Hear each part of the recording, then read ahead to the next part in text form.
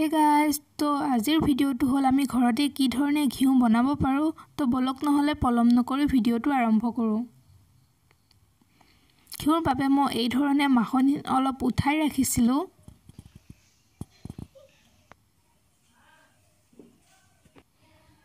মাখনখিনি মই এতিয়া এটা পাত্ৰত ঢালি ভালদৰে অলপ মুঠি লম।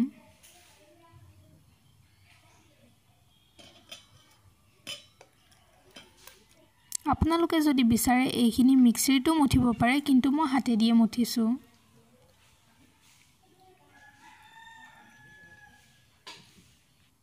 15 মিনিট মান মঠাৰ পিছত মই ইয়াত অলপ ঠাণ্ডা পানী ঢালি দিম।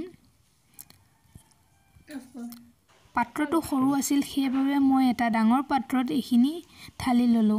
মই এতিয়া ওপৰত উপঙি থকা মাখনখিনি আন এটা পাত্ৰত উঠাই লম। ইয়াত দেখুৱাৰ ধৰণে। মই ঘিউখিনি বনাবলৈ এটা পুৰণা কেৰাহী ব্যৱহাৰ কৰিছো আৰু ইয়াত উঠাই ৰখা মাখনখিনি কেৰাহীটো গৰম হোৱাৰ পিছত ইয়াত দি দিছো।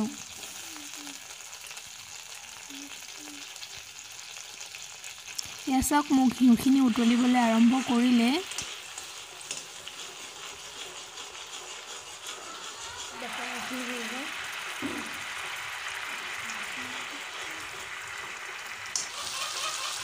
এইখিনি লাহে লাহে হৈ আহিছে।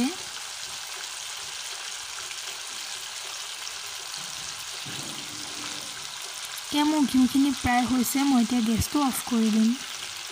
ঠাণ্ডা হোৱাৰ পিছত অলপ মই ঘিউখিনি বাটি এটাত উঠাই লৈছো। চাওক মোৰ ঘিউ ৰেডি হৈ গ'ল। আপোনালোকেও এই ধৰণে ঘিউ ঘৰতে বনাব পাৰে।